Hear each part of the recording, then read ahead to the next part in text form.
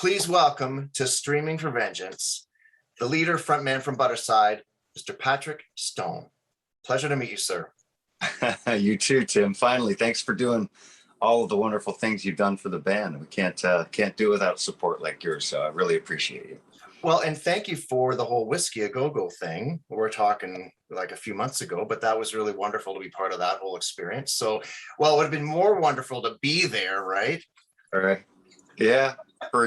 That's trippy, man. Like at the end of a song, going to get the applause, and it's just quiet. It's crazy, but just crickets. Yeah, but next time, you got to come out.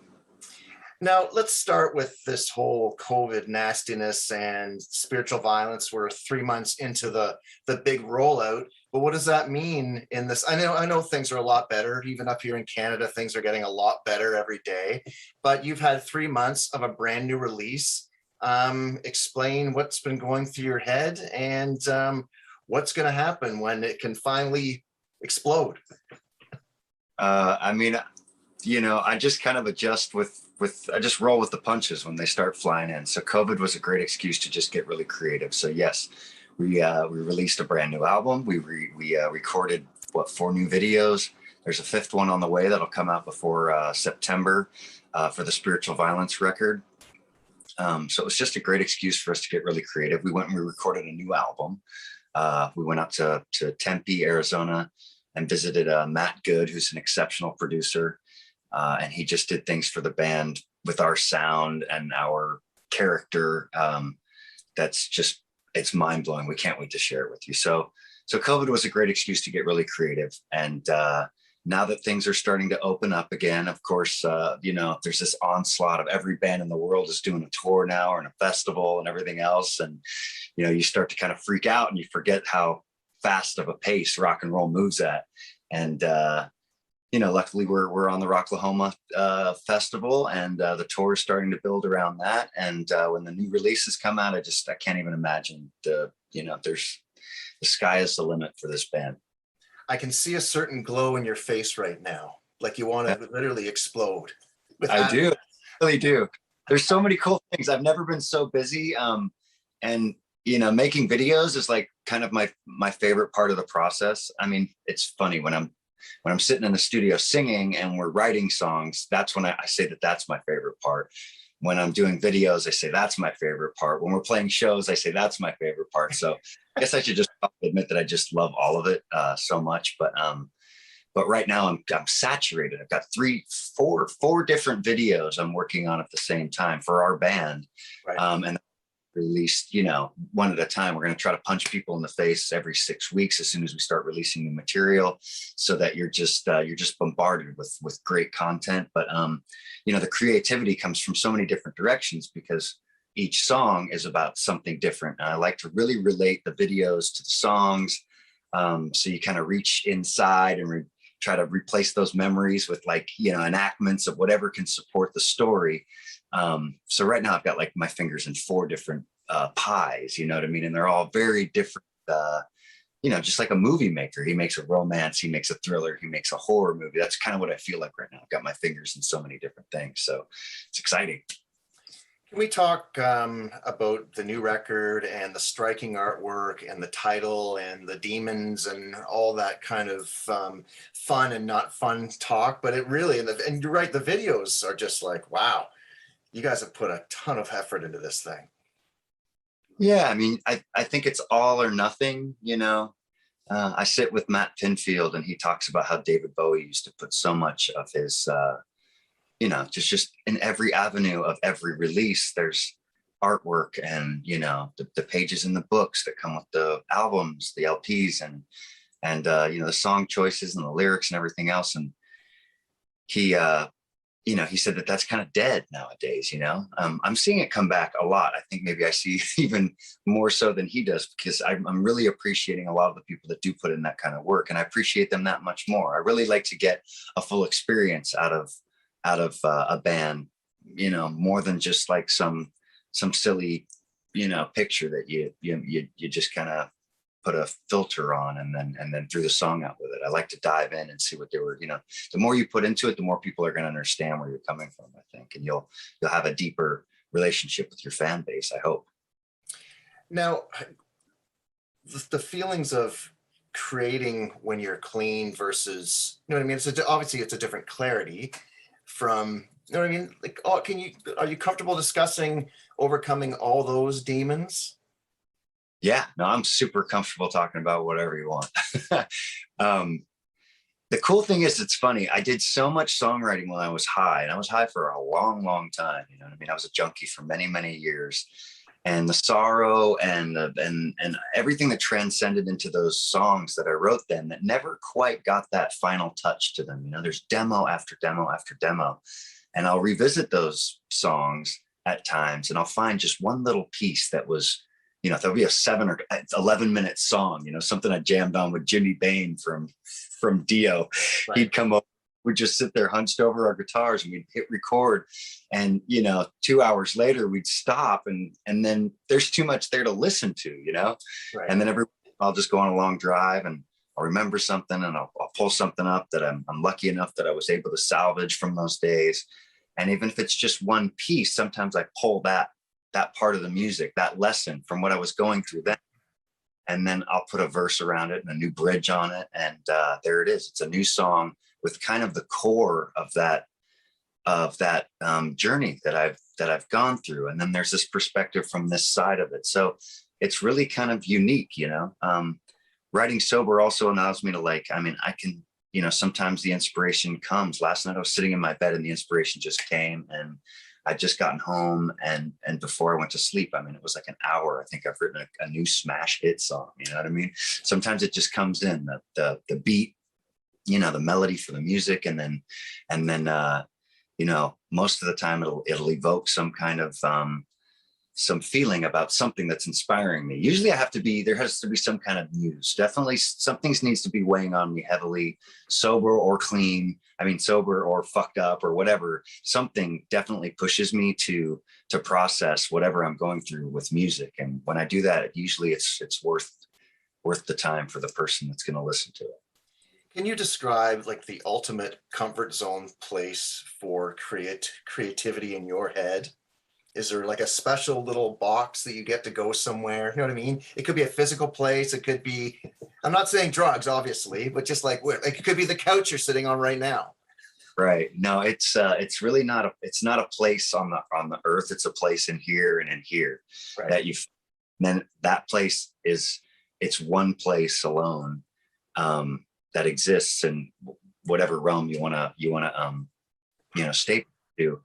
But there's definitely a place in the heart and the mind. And when those two connect and you're writing that song, it could be the studio, it could be here, it could be anywhere, really.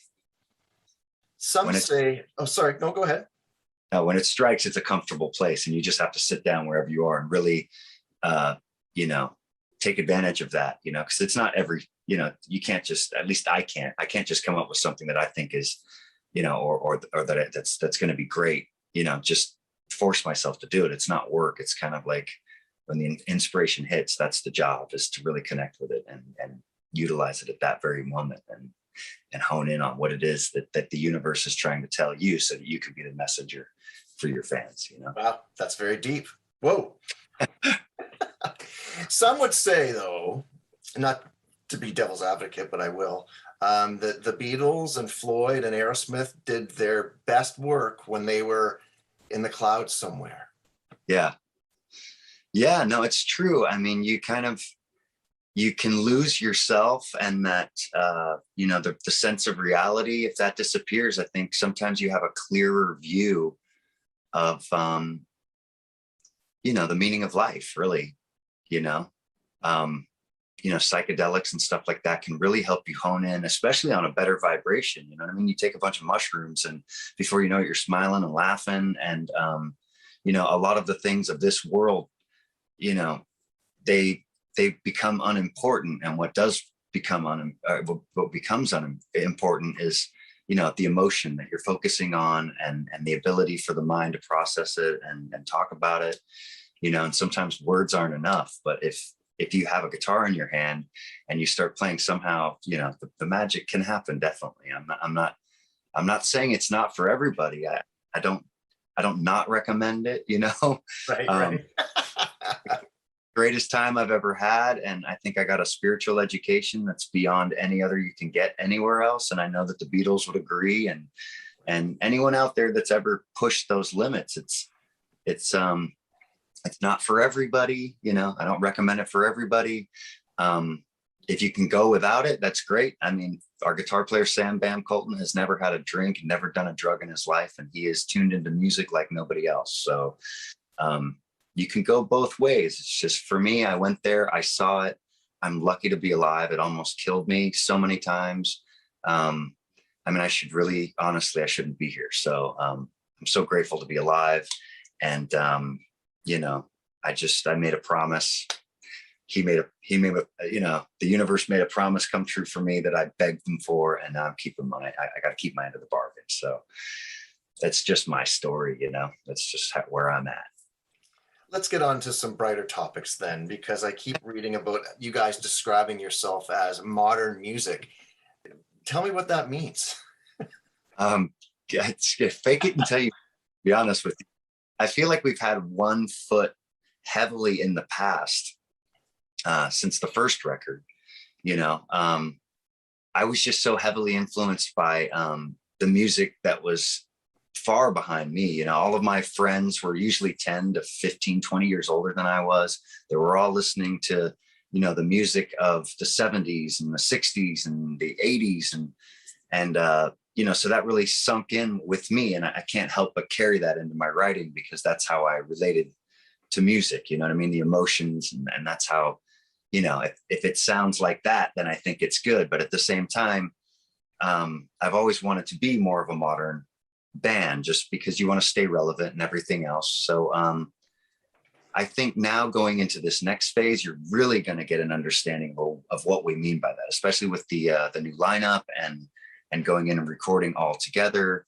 You know, we've come up with a sound with the producer. Again, Matt Good is, you know, he's worked with these Skrillex. He was in a band with Skrillex, and, you know, he does the Asking Alexandria guys, and he does just so many great bands. He's got this modern stamp on it. All of his songs are getting to the top of the charts. So working with him enabled us to kind of conjure that sound. Right. And when we start releasing our new music, you'll really understand what we've meant. We've always felt like a newer band. We've always felt like a new metal kind of a band, kind of like these guys or Don Broco, you know, some of the bands that we are really into now that are alive and doing well, is what we kind of relate to the most. So that sound is kind of starting to envelope the band, and you're going to get a great taste of it coming into the next phase. But Spiritual Violence was definitely a balance of the two. I think that we had a lot of that grunge Seattle scene. We got a lot of the strip, and Jay Baumgartner's twist on, you know, modern rock, like he did with Linkin Park when all of those guys came in, using all of those kinds of sounds, incorporating that kind of, you know, sonic vibration, makes you a little bit different than, you know, than just rock and roll from the 70s, you know. Now, whether it be a producer or the label, the high profile, like it's really such a high profile support system around you that you've built around you. But that means that you need to deliver. Obviously, when you've got superstars around, you want to be the same superstars they are. So how much pressure was that to deliver? You're looking at Lemmy, looking at like all these people around you that's like, whoa, we are in the big leagues now, so we better not fuck this up. Right. I envy those people that come out of the womb just like, I'm the shit, you know what I mean? Like, step aside, here comes, you know, so-and-so. And you wonder if they even ever thought about the competition. And I don't really look at it as competition. I think the more that I allow myself to be inspired by others, the easier it is to kind of step up to that level, you know. Singing on Chris Cornell's mic at NRG was definitely, you know, there's so many wake-up calls along the way, but that's definitely one of them. Chester's mic too. I chose to use those mics so that I could channel that energy and hopefully bring that kind of greatness to my voice. And hanging out with guys like Matt Pinfield, again, who runs around with, you know, 5 different rock stars before lunch. You know what I mean? He interviews everybody. He knows everyone. You've heard of the 6 degrees of separation. Well, he's the 2 degrees of separation. And, you know, we've become so tight. And, you know, it's just, as a musician, you have to force yourself into situations where you're super uncomfortable and everybody in the room is better than you, or else you're never going to become better. You know, you can't surround yourself with people that think that you're the greatest, or are just going to keep patting you on the back, and you're never going to get better. And you could always be better than, even if you're great, if that's the situation, you know, you're missing out on potential. I think that's there. So, you know, getting myself into audition situations with Velvet Revolver, or touring with Steven Adler, or getting in the room where Jay Baumgartner's producing me, or Matt Good as well.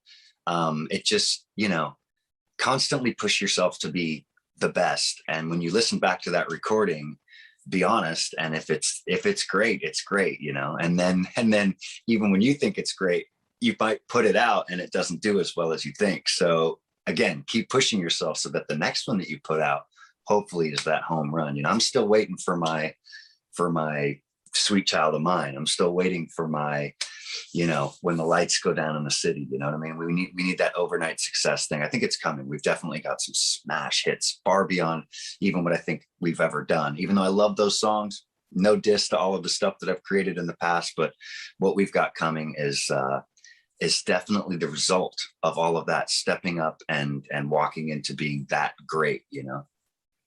More cookies for you before I let you go. What does it mean to be embraced by the Motörhead family? Like, that's, you know what I mean, to be signed to that label and have all of that history, you know what I mean? That's a big spotlight on you. Yeah, I mean, I have to pinch myself often, you know, and then I look around my place and I see the pictures of me with, you know, with Lem, and just there's so many memories there. And you know, I'm so grateful that they took me in the way they did. I'm just so grateful that everything in my life has happened that way, but especially them, you know. It was just it's surreal. It's not something that happens to a lot of people, you know. I mean, I think there were 3 bands signed to Motörhead Music, you know what I mean? And just so grateful to be one of them. They're a great family, a great network of people. I mean, we have a lot of love that goes back and forth, and a lot of that is you know, is definitely supported by the ultimate love that we all have for Lem, you know. But my connection with Phil Campbell is just as deep, you know. It's a miraculous human being. He's a wild and crazy guy, you know. We had a lot of wild and crazy times together. So it's you know, it's something you don't take for granted. You know, they're remarkable people, and I love them to death, and I'm just so grateful to be a part of it. And this whole roadie thing just totally blows me away. How long were you a roadie for him? And how does one get the gig? Did you just walk up and give him your resume? I'm totally joking. The whole thing kind of happened as a fluke, to be honest. We partied a lot together. You know, I was roadieing for Motörhead probably for over a couple of years, you know, the studios all around LA and everything like that. Just helping out. I mean, it was more of a friendship, to be honest. But the professional side of roadieing for them came down to Phil being on the telephone one day, and his roadie from across the seas couldn't get his passport together. And he hangs up and he's flustered. He says, "I don't have a roadie." I said, "Yeah, you do." And he goes, "Yeah, I do." It just happened just like that. Wow. We went straight down Guitar Center, used Motörhead's account to like fill up the whole, you know, roadie box with all the stuff that I needed. And off we went, everything louder than everything else. Sweet. What was the best? Right there. Yeah, exactly. That's right. Actually, this was bought at Vakken a few years ago, to be honest with you. Oh, amazing. Yes. What was the best advice that Lemmy gave you? Part 1 of the question. And what was the best advice that you saw watching him? If you know what I mean. The best advice he ever gave me was I belong on the stage, not behind it. You know, when he said that to me, it was like, I didn't take that as like, you know, you're not the best roadie in the world. I took that as like, you could really do something with your talent. So that stuck with me. I mean, I think of that and I just, that pushes me to go on every day. Every time I think of that. And, you know, the best advice, just learning from him, just the way he was with people, you know. I think he was pretty selective on like who he let in, you know. He was kind and generous and wonderful to a stranger, at all times. You know what I mean? He never treated anyone like they were better than somebody else. You know, at the same time, his inner circle was very small. So when we get together for like Frankenfeast, which is what he would call Thanksgiving at his house, you know, it was, again, just so mind-blowing that, you know, I'm one of 6 or 7 people at a dinner that, you know, he considers his closer friends. So, but again, seeing him out and the way he treated people, you know, his integrity, those are the things that I'm trying to take with me. You know what I mean? I get more messages from strangers every day on my DMs and Instagram or whatever. And I find myself spending more time talking to those people and getting to know them than I do my closest friends. Because most of my closest friends, we already know what's up. So there's not a lot of back and forth that needs to happen. So if you know, Lemmy came across a fan and they wanted to talk to him, he always just took the time to talk to them. So I'm hoping I can go at that pace and just, you know, be that humble, you know, if it ever happens for me. I mean, Lemmy was an icon, you know what I mean? And he was still that way. I mean, if I get that huge and big and I don't have a big head, then I'll know that I really took in that advice that you're talking about, you know. What do you miss most from him being gone? Like, it was a major loss for everybody, but you were tighter than most with him.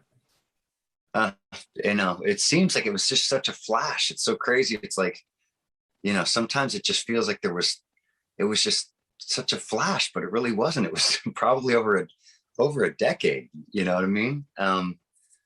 I miss just his sense of humor, really. I mean, he was just so funny. He was just so cut and dry. You know, I miss being in a room with him. And then, like, if I get cocky and I like start to talk smack about some band, it would be crack me up how like his wisdom would smack you in the face and put you in your place. Like, you know, he would find the good in every band that was out there. He would find something good about them. Just never talked smack really about anybody. I mean, if he didn't like something, it was usually a look give you, you know, and he just wouldn't talk about it. But we used to just do so many different crazy things, you know, and his celebrity would enable us, you know, I mean, just passage into so many venues that, you know, that I would have never been able to see, you know. So, you know, just walking on the sets of movies or you know, TV shows and stuff like that with him, and you know, just the listening to the radio, you know, gosh, listening to all the music and the stories that he had, you know, the knowledge that he shared, you know, his love for instruments, you know, that's what I love the most. My last fanboy Motörhead question, and then we'll move on to you. Your favorite album from Motörhead? What's your favorite album? I don't know. I love them all, man. Honestly, like, how can you really pick one?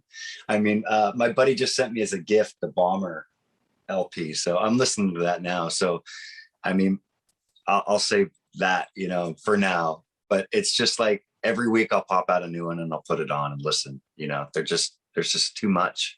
Yeah. There's so much. That's like, God, if I could ever do that with my life, I would love to put out as many albums as they did. Time to get to work. You know? Yeah, exactly. Right.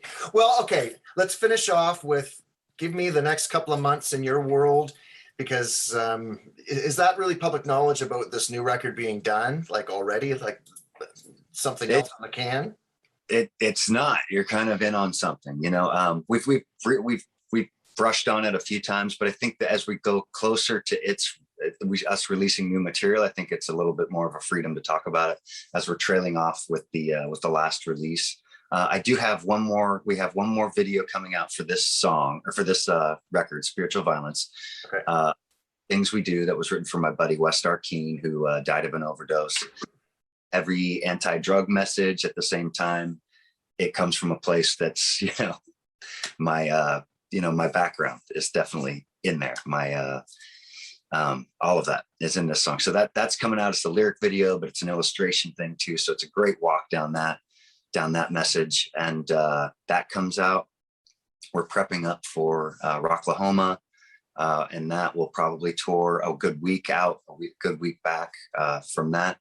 Beyond that, we're kind of looking to tour just endlessly. We're recording a new video again on the 10th. So we've got like 4 new songs we're ready to release. I've got 2 more videos to record for that. So we're heavy, busy.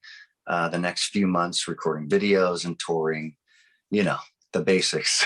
Really just, we're going back out to see Matt Good again. We're going to record some more songs. So just so much coming from us. I think we're probably one of the hardest working bands there are. So the results will be coming shortly. In the next 4 months is definitely going to be a game changer for us. So stay tuned.